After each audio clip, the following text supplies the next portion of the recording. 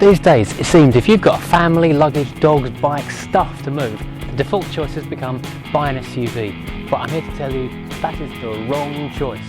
What you need to buy is a station wagon, an estate car, the ultimate family wagon. And this is the ultimate family wagon. There's a lot to be said for the Q car, that discreet, under the radar car that goes by almost unnoticed except by people who know what they're looking at. But at the same time can blow everything else out of the water. If it comes to a drag race, this is the one that's going to win.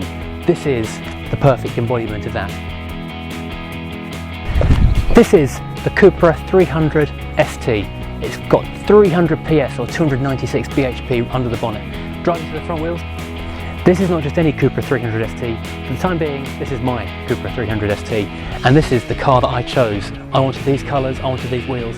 This is the car I wanted, and this is the car I am loving at the moment. There aren't many cars in this class with 300 horsepower that can do 0 to 60 in under 5 seconds and go on to above 150 miles an hour. This is a pretty special car.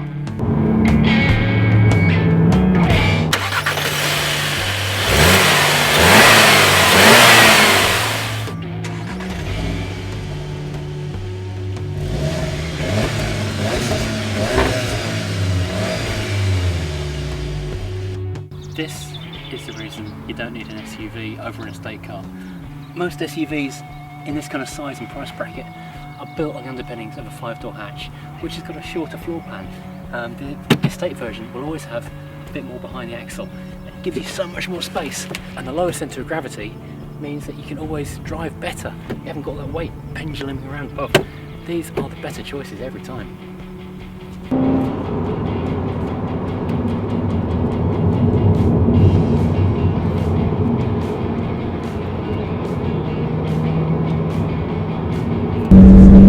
This car with 4-wheel drive, but unfortunately that only comes with a DSG automatic, and personally I don't like automatics of any kind, and DSG is no better. I think it kind of spoils the current dancing experience.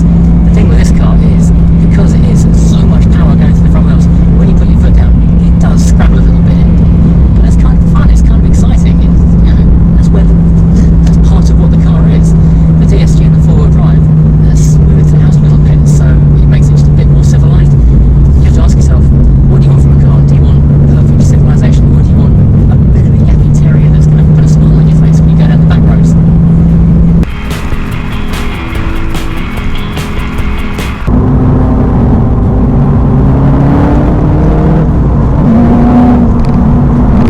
really does breathe through the corners, and it gives you loads of confidence that you're going to make it through the bends.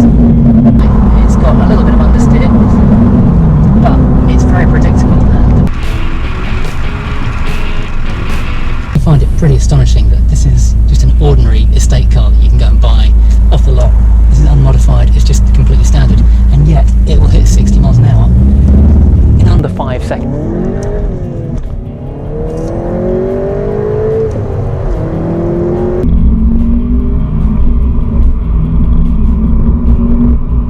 In 5.9 seconds, it's just phenomenal for a completely standard car.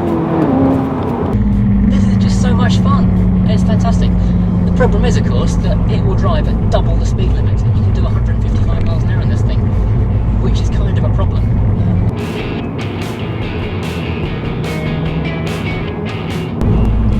When there's a bit of scrabble when you put that much power down, it does scrabble and it grabs a bit from side to side, but that's understandable. That's a lot of power going to the front wheels. The 4-wheel drive version does eliminate that, and it shunts some power to the back, and you get a much cleaner takeoff, so it's a little bit quicker to 60, I think. But you lose some of that crazy edginess that just makes it really exciting to drive.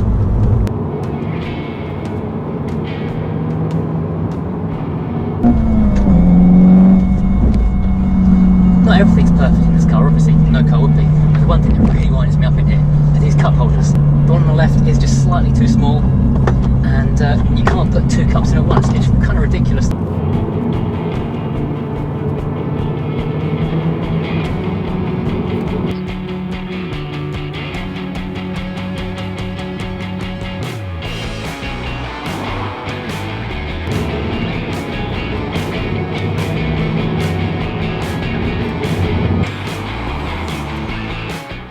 Obviously you've got the mode button, every other car does these days with sporting pretension, and you can use comfort mode where it's nice and soft and smooth and gentle. A nice all-round sport mode which gives it the pep you expect from a car like this, or Cupra, and the engine gets noticeably louder and everything else is sharpened up to suit it.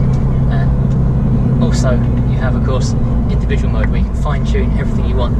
And for everyday driving I tend to stick in eco mode, but with some of the sporting aspects as well, so you still feel like a sports car but you're not going 10/10 all the time. Inside, these cars are really well laid out and really spacious. Everything is so perfectly logical. It's exactly where you want to find it every time. The steering wheel controls make perfect sense. There's the volume, there's the controls for the dashboard stuff. You've got heated seats, you've got dual zone climate. The sat nav is astonishing.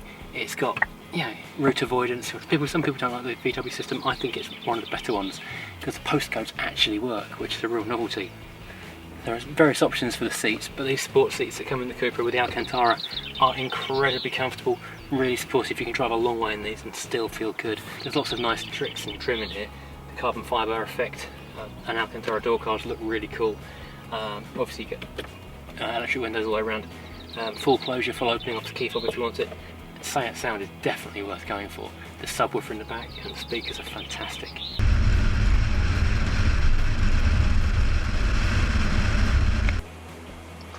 So, is the Cupra 300 ST the best all-rounder you can buy in the UK?